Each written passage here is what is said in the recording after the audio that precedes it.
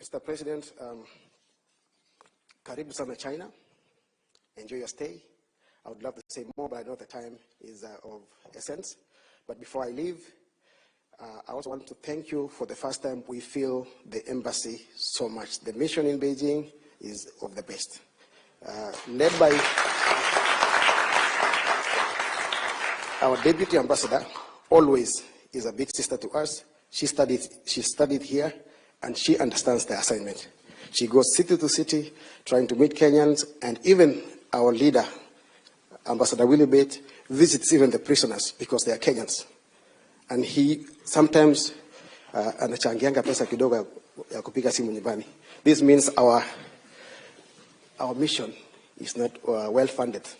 So you need to consider also, in China it's a big land, and our office here must be funded well so that it can achieve the goals. Kwa haya machache, nashukuru sana na karibu.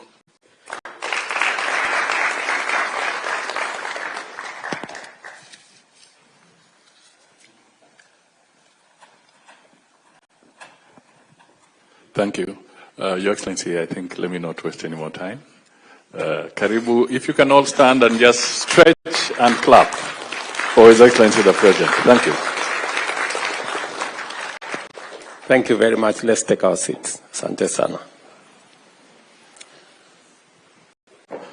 Ladies and gentlemen, good evening. Hamjambo. It's a privilege for me to be here at this point in time while undertaking a state visit to this great country.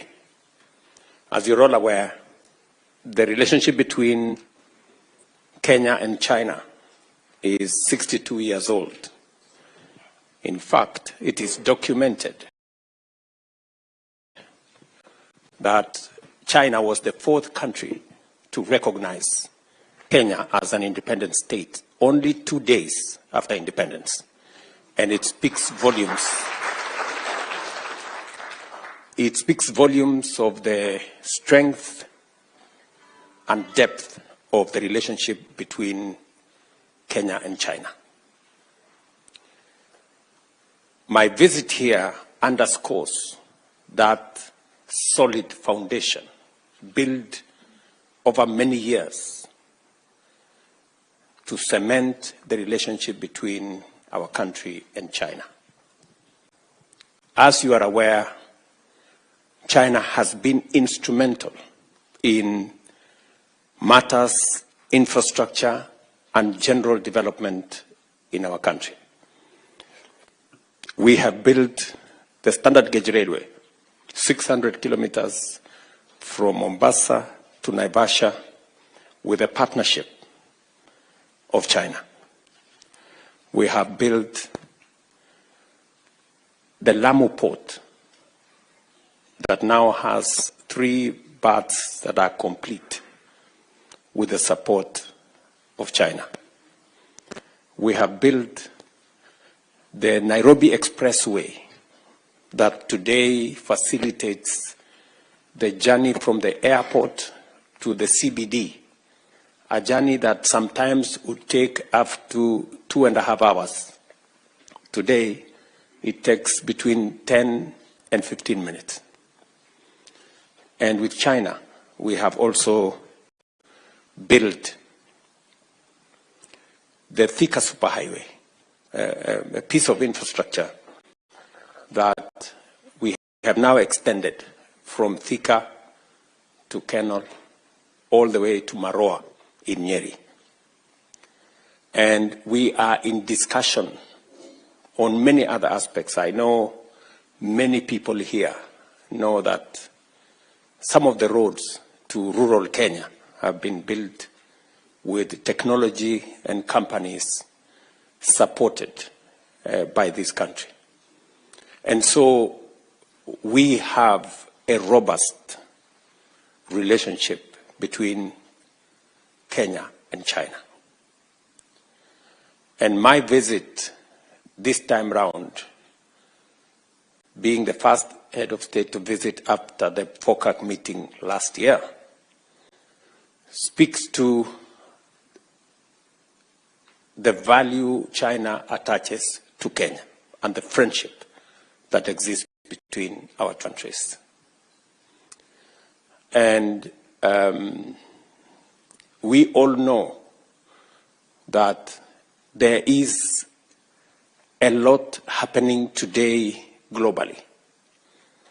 And sometimes people ask, and they ask me, is Kenya facing east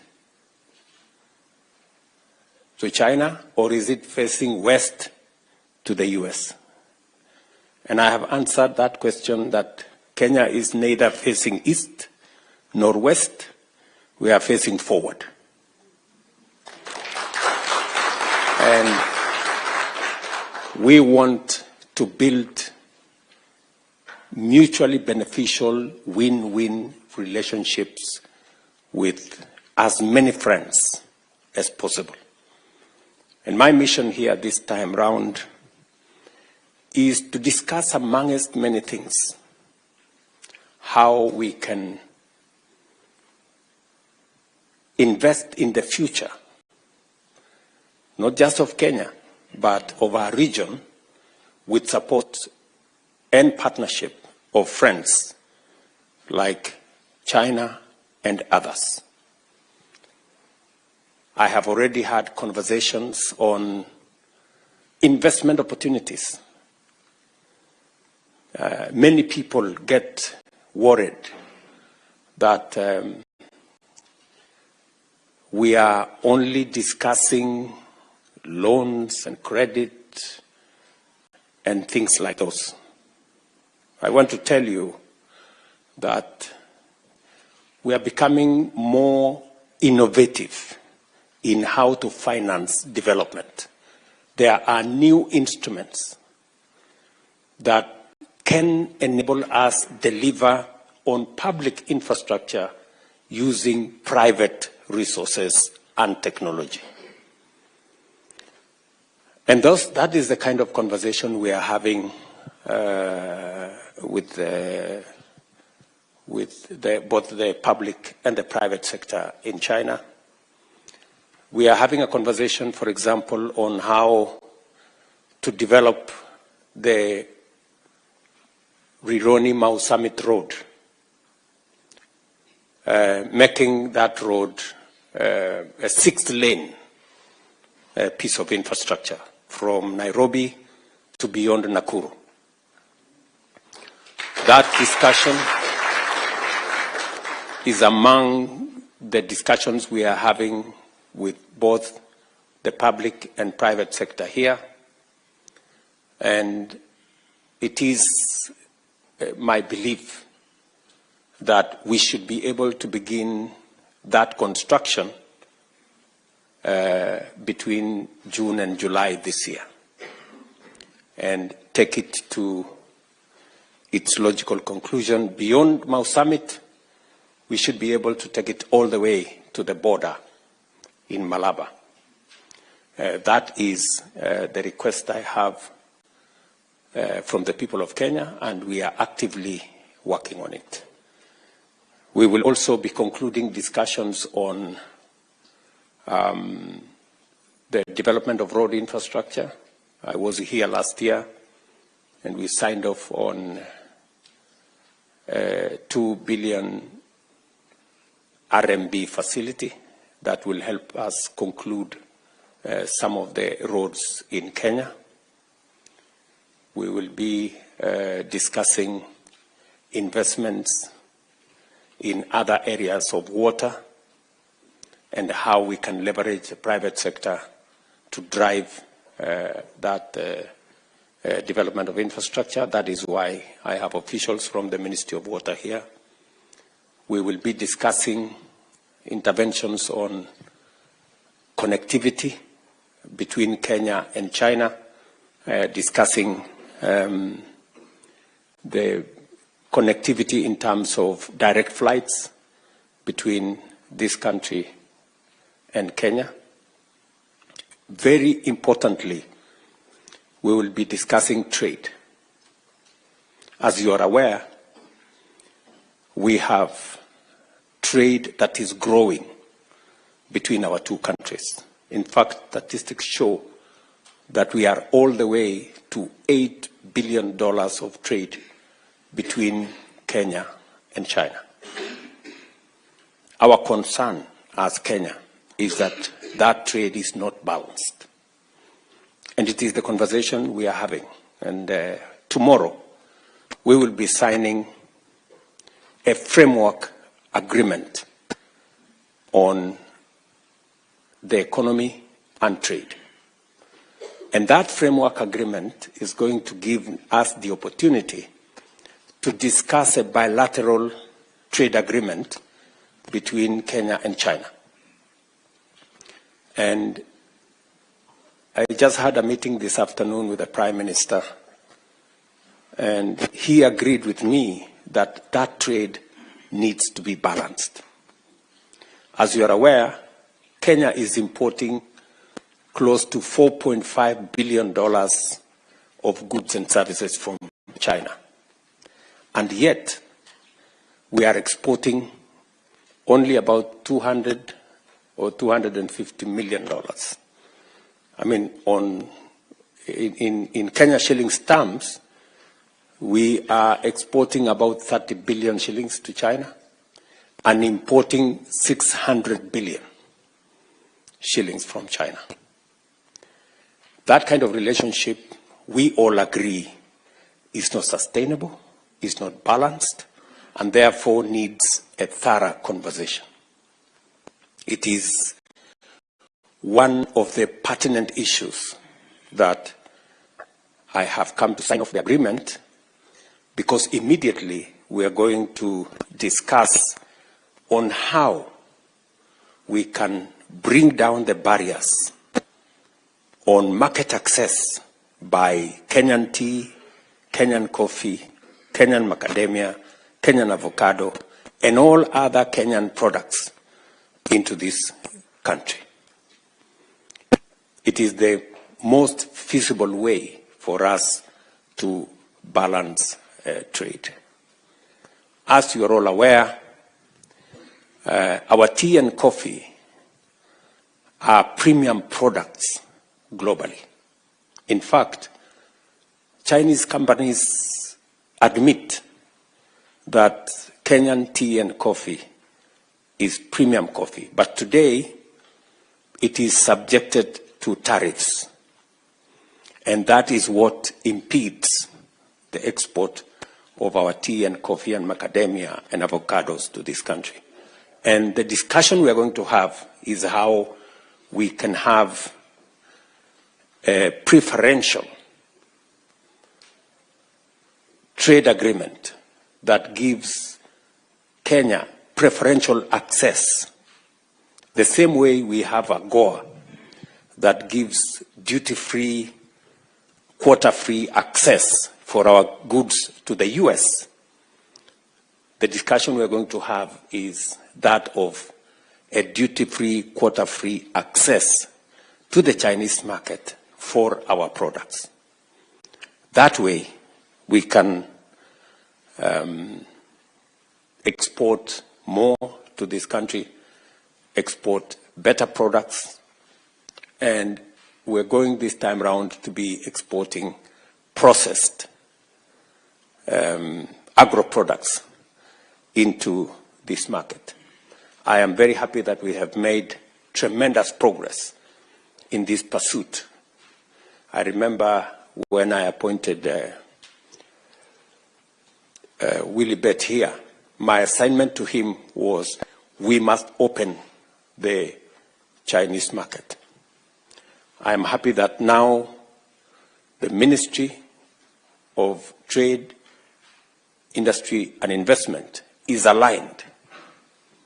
And I came here with Lee Kinyanjui, CS responsible, and his assignment is clear, that by the end of this year, we must have a preferential trade agreement between Kenya and China that will give us market access for our products. In fact, immediately we sign the framework agreement tomorrow, Lee Kinyanjui and team might remain behind to make sure that they progress the conversation towards a preferential trade agreement shortly. And so I am very happy to be in this great city, and I want to congratulate all of you,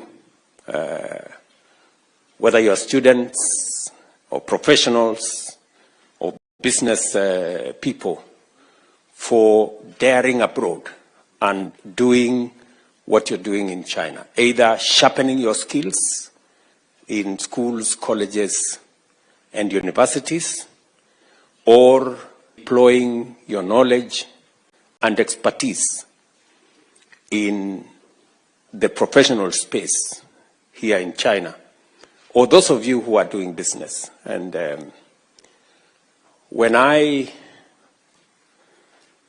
ran for president, I did commit that I will have a diaspora department that will, whose business it will be to manage the affairs of Kenyans in diaspora, to respond to their issues, and to serve them so that we can better leverage on the expertise, the knowledge, the efforts of people in diaspora to drive the development of our country. I'm very happy with what Roslyn Jogu, my PS for Diaspora Affairs, working under PCS here, and him and his team, with Isaiah here, and all the other members of that team, will continuously work with the embassy staff to see to it that Kenyans in the diaspora are served as best as we can. Finally, I am sure you're following on developments back home in terms of the implementation of our program and our plan. Just so that you know, our housing program is underway. We have close to 150,000 houses being built around Kenya. Majority of them will be ready this year. In fact, I will be handing over keys to the first 4,000 units next month, and it will be continuous. You now have an opportunity working in the diaspora to buy some of those housing units. You do not have to depend on your family members or your friends, who I am told occasionally run away with your money. You will now have a place to buy a house without any hassle. And the ministry responsible for housing will let you know how you can book for a unit online. You don't need to know anybody. You don't need any brokers. You don't need to see anybody. You can book a unit online. And somebody's going to tell you exactly how that is done shortly. To also tell you that I did commit that we are going to have a different savings culture. As you are aware, since independence, we have been paying a very small fraction for our social security. In fact, up to 2 years ago, we were paying 200 shillings for everybody to National Social Security Fund. And in 60 years, we only managed to save 320 billion shillings. In fact, we have a smaller social security, smaller than Tanzania and smaller than Uganda, yet we have a bigger economy. But I made the decision that we are going to change the regulations and the law governing savings in Kenya. Why? Because investment is a function of savings. You cannot invest if you don't have any savings. You have nothing to invest. And just for your information, China, savings in China is 55% of their GDP. In Kenya, we were at 8%, maybe 9%, maybe 10%. It is my intention to push savings as a percentage of GDP to between 25 and 30%. That is where a majority of countries are. And because of the changes we have made, the good news is that while we collected or saved 320 billion shillings for 60 years, in 2 years, we have doubled our savings, just in 2 years. By the end of this year, we will have 650 billion shillings saved because of the changes we have made. And by 2027, we will have 1 trillion saved.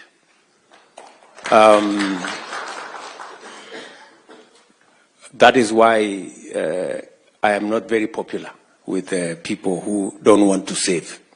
But for the people who want to save, they know what difference that is making. And that is how we are going to stop borrowing from other countries.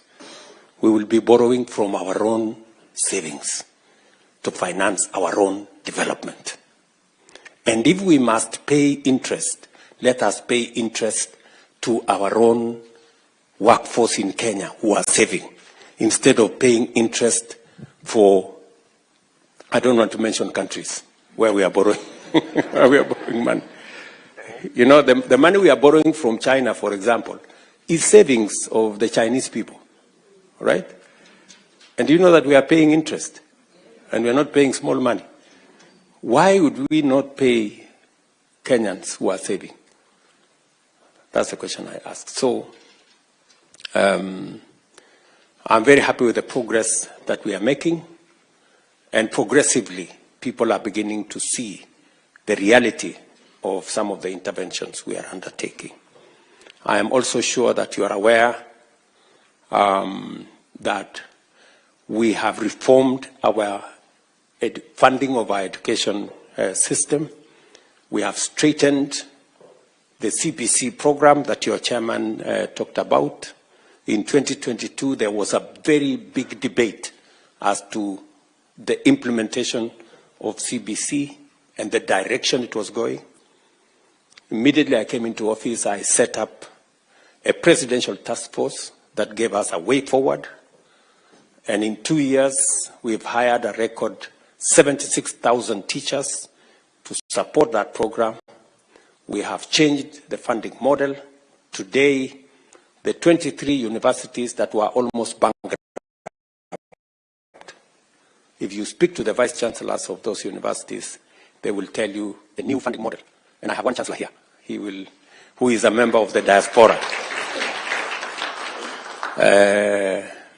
This chancellor of Cooperative University. He will tell you that that new funding model has made a whole difference in funding our universities and making sure that children, especially from poor backgrounds, get scholarships up to 90%, so that we give equal opportunity to all our children and that our education system leaves no child behind. You may also want to know that we have rolled out our universal health coverage program, commonly known as Taifa Care or SHA. And I was looking at the numbers last night. I get a report every evening at 10 p.m. And yesterday, 55,000 Kenyans registered. On average, every day, on average, every day between 45 and 60,000 Kenyans register.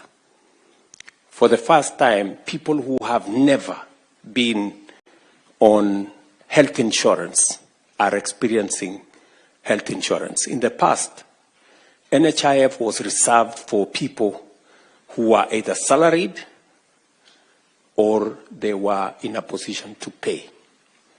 This time round, we have rolled out universal health coverage, a matter we have always wanted to do. I remember the NAC administration wanted to do it. And I remember we tried to do it under the Jubilee administration. And we couldn't manage. But I'm very proud that this time round, we took time, we changed, we created a legal framework. We took almost 2 years of planning, crafting the right framework, the right legislation, the right regulations. And today I can proudly say that as opposed to NHIF, which had 7 million people registered, we now have 21 million Kenyans registered under SHA. And I am confident that we will get finally, with the registration that is going on now, we will finally get to universality on matters health. And the program gives everybody a chance. For those who can pay, you pay in accordance with your income.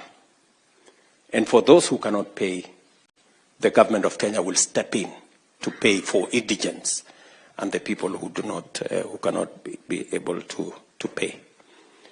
I am very happy with the progress that has been achieved. And you now from the diaspora can pay health insurance for your family members if you want to. You can, from the comfort of your office, you can register yourself. Members of your family can be registered. You can register your dependents. You can pay for them online. And you don't have to go to any office.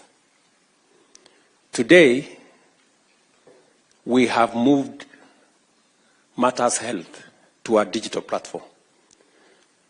Imagine those, whenever you went to hospital, the doctor used to write on a piece of paper. And it graduated to an exercise book. Somebody had an exercise book the doctor wrote somewhere.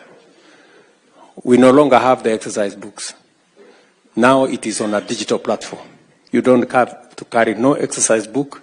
All you need to do is to go to a hospital, produce your ID, and your health record will be pulled from a digital platform.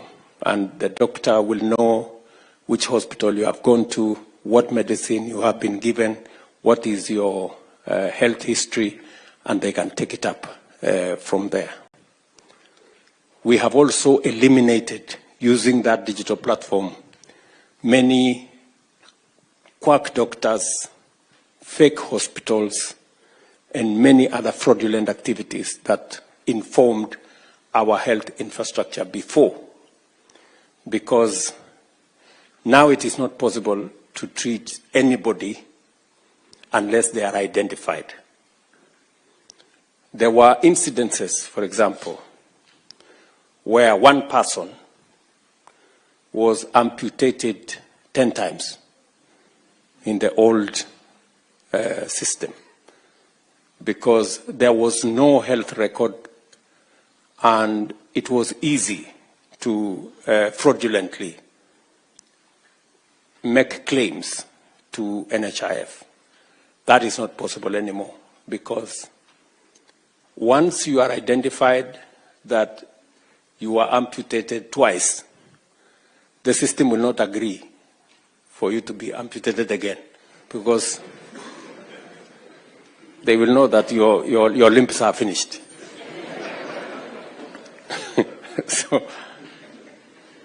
So we also had incidences of very small hospitals which were performing very many surgeries. That again has been brought under control. Unfortunately, there will be some casualties. There are many hospitals, private facilities that will close down. Why? Because they were built on fake claims, which are no longer available. So we can only pay under this system for a service that has been provided. It is not possible anymore to make any fake claims. And so we are making steady progress, and I am confident with the transformation that Kenya is going through. Let me finalize by saying we are transforming our agricultural sector. You remember in 2022, we had many people in the streets of Nairobi with sufurias on top of their heads because unga was 240 shillings, that kind of thing. We have since reorganized that space and working with farmers with clarity of intervention, making sure that we don't subsidize consumption, as I said, but instead we support production. The reason why today the prices of unga have significantly come down from 230, now we are talking of 130, 140 shillings. Sometimes it comes down to 100, and I'm very happy with the progress that we have achieved in that space. Today, if you ask, because of the reform we have carried out in the agricultural sector, milk that was retailing at 35, 38 shillings, we now have standardized milk prices at 50 shillings to the farmer. Coffee that was selling at 50 shillings a kilo, if you check from your members of your families, this year we had the best prices of coffee because we supported farmers with fertilizer, and we have removed cartels, people who were farmers, brokers, millers, and buyers at the same time.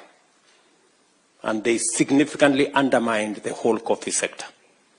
Today, coffee that was retailing at 50 shillings, 60 shillings a kilo, on average, is 110 to 140 shillings a kilo. And if any one of you is a coffee farmer, you will bear me witness. This year, last year again, we made huge progress with our tea. The year before, our total earnings from tea was 170 billion shillings. Last year, it moved all the way to 215 billion, the highest in Kenya's history. Again, because of favorable weather and because of the investments we made in promoting production of our tea sector. We have just concluded, for those of you who come from the sugar belt, the notorious sugar problem that has been with us for 30, 40 years. We've just concluded the reform of that sector. And for those of you who follow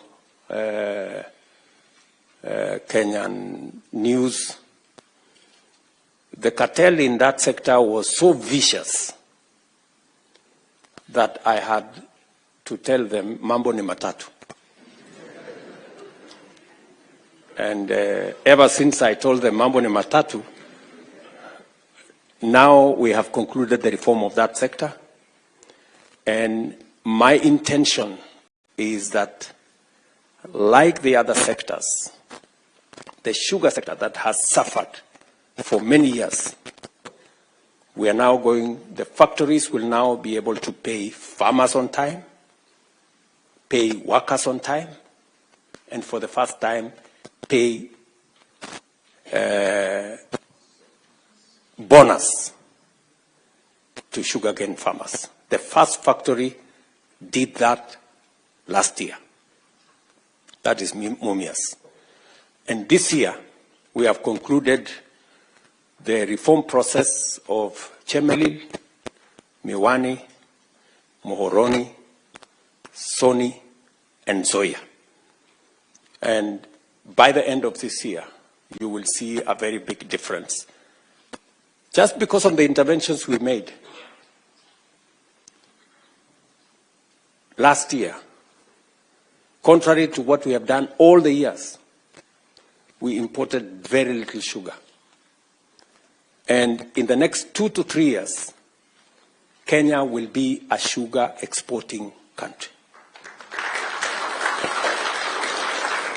Because of the interventions we made, 200,000 acres of new land was put under sugar production, because farmers can now see that there is seriousness in the sugar sector. So, this is the interventions we are making as a government. We are pulling our country in the right direction, and I am very confident that Kenya is going to be a better place for all of us. We must consistently, persistently work together towards making Kenya this great country that we all want it to be. It is not going to happen overnight. It is not going to be easy, but it is worth all our effort to make it work. I have every intention to make it work. And I am committed. And I want to tell you, failure is not an option. It is not an option. We are going to make our country great because we have all the ingredients to make it happen. We have a hardworking population. We have the resources that we need. And we have the commitment to match what we require to push our country forward. I invite you, as Kenyans in diaspora, to work with us, to leverage on all the possibilities that exist for us to forge a collaboration, a coalition of making our country succeed.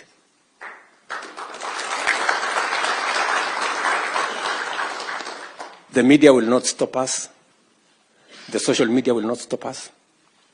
The naysayers will not stop us. Kenya must succeed. Do you understand?